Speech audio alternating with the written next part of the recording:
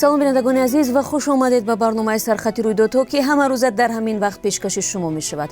имрӯз 25 май аз он мегӯем ки аз ҳукумати тоҷикистон хостанд имдодгарону ҳомиёни ҳуқуқро ба рӯшон роҳ бидиҳад. Як халқкунандаи тоғистонӣ Владимир Путинро шайтон номид. Парвоз аз душанбе ба Истанбул зиёд карда мешавад. Русия созишномаи пардохти нафақа ба шаҳрвандони кишварҳои идм берун шуд ва як корфармои чиниро барои марги коргари тоҷикаш ҳамагӣ ба 1 соли шартӣ ҳукм карданд. 5 созмони байналмилалӣ аз ҳукумати тоҷикистон хостанд ки ба саркӯби хушунатомез ва таъқиби эътирозгарон дар вилояти мухтори кӯҳистони Бадахшон поён дода имдодгарони Кумитаи Салиби Сурх ва ҳомиёни ҳуқуқи башарро барои назорати вазъ ба ноҳияи рӯшон роҳ бидиҳад. Мудофиёни ҳуқуқи маданӣ, бунёди Ҳелсинки барои дифоъ аз ҳуқуқи инсон дар Лаҳистон, ҳамкории байналмилалӣ барои ҳимоят аз ҳуқуқи башар, Кумитаи Норвежии Ҳелсинки ва Созмони ҷаҳонии зидди шиканҷа рӯзи 24 май инчунин хоҳони барқарор шудани хатти интернету телефони мобилӣ дар минтақа шуданд. 5 рӯз боз бо сокинон ва мақомот дар ноҳияи Рӯшон ва шаҳри Хорух тамос гирифта намешавад ё ба мушкилӣ даст медиҳад. Маълум нест ин шабу рӯз дар он ҷо чӣ мегузарад, ҳарчанд намояндагони ҳукумат тавассути телевизиони Бадахшон пайваста дар бораи оромӣ ва зиндагии маъмулии сокинон мегӯянд. Баъзе аз мардум 3 рӯзи пеш дар бораи кушода шудани бозорҳо дар ноҳияи Рӯшон хабар доданд, аммо аз камчинӣ ва гаронии нархи маҳсулот изҳори нигаронӣ намуданд. Русия созишномаи кафолати пардохтани нафақа барои шаҳрвандони Иттиҳоди Давлатҳои Муштарак берун шуд. Қонун дар ин бора 24 май дар Думаи давлатӣ қабул гардид. Тибқи ин санад Русия дигар ба шаҳрвандони собиқ шӯравӣ ки дар давлатҳои ҳамсоя зиндагӣ мекунанд нафақа намедиҳад. Ба гуфтаи Вазорати меҳнати Русия, аллакай бо аксарияти кишварҳои узви ИДМ созишномаҳои навиduҷониба ё бисёрҷониба дар бораи нафақа ба имзо расиданд. Аз ҷумла парлумони Тоҷикистон ҳам рӯзи 13 апрел созишномаи миёни Тоҷикистон ва Русия дар бораи нафақаи муҳоҷиронро ба тасвиб расонд. Бар пояи он муҳоҷирони тоҷике ки ҳангоми кор дар Русия андози иҷтимоӣ месупоранд, метавонанд дар вақти бознишастагӣ аз ин кишвар нафақа бигиранд. Ширкати Сомон Эйр аз 5 июн шумораи парвозҳояшро аз Душанбе ба Истанбул ва баръакс ҳафтае ба 3 маротиба мерасонад. Ба ҳамин тартиб ҳавопаймоҳои ин ширкат мусофиронро рӯзҳои сешанбе, ҷумъа ва якшанбе тариқи ин масир интиқол хоҳад дод. Сомон Эйр нархи парвозҳо аз Душанбе ба Истанбулро аз 276 то 397 евро муқаррар кардааст. Аз ин пештар ширкати туркии Turkish Airlines низ гуфта буд ки аз нимаи дуввуми моҳи май теъдоди парвозҳояш байни Истанбул ва Душанберо то 3 адад афзоиш медиҳад.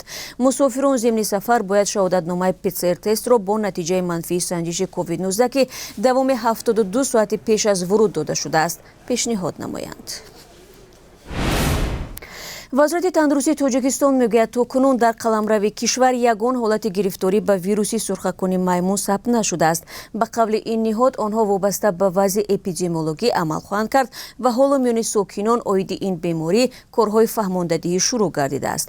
То кунун беш аз 100 ҳолати гирифторӣ ба ин вирус дар чанд кишвари ҷаҳон тасдиқ гардид. Мудири Аврупоии Созмони ҷаҳонии тандурустӣ ҳушдор дод ки вируси нодири сурхакуни маймун метавонад дар фасли тобистон дар минтақа афзоиш ёбад. Аммо олимон интизор надоранд ки ин беморӣ ба монанди коронавируси нав ба пандемия табдил ёбад, зеро ба гуфтаи онҳо зуду осон паҳн намешавад. Нишонаҳои нахустини беморӣ дарди сару мушакҳо, табларза ва сармохӯрдагӣ мебошад.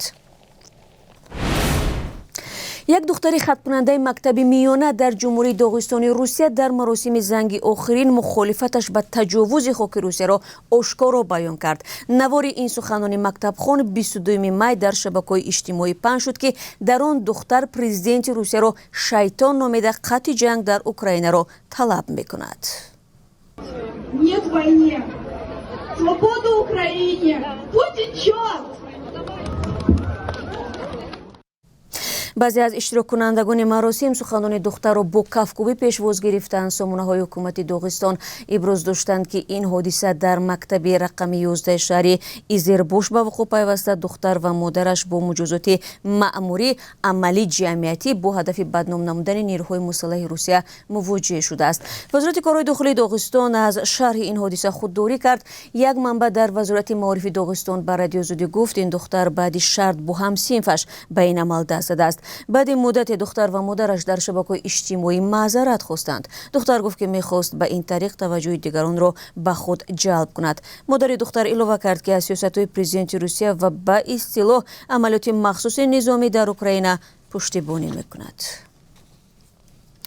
додгоҳи ноҳияи айнии вилояти суғд корфармои хитоиро барои марги коргари тоҷик нахуст ҳамагӣ ба 1 соли маҳбаси сукунатӣ ҳукм намуда, сипас онро ба 1 соли шартӣ иваз кард.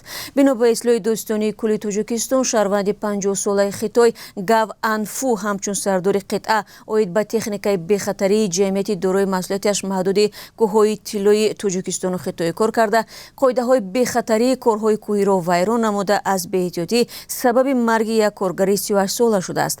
таъини ҷазои сабук ба корфармои хитоӣ дар ҳолест ки қонунгузории Тоҷикистон дар чунин ҳолатҳо то 5 соли зиндонро пешбинӣ мекунад.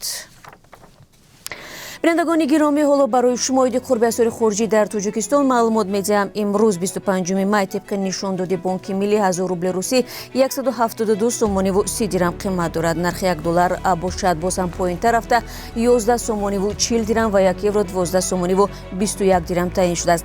дӯстони меҳрубон, соати 16 бо вақти душанбе ва 14 бо вақти Москва фурсати нашри ахбори озодӣ аст. ман дар он барнома низ дар хидмати шумо азизон қарор мегирам. бароятон рӯзи хуб мехоҳам.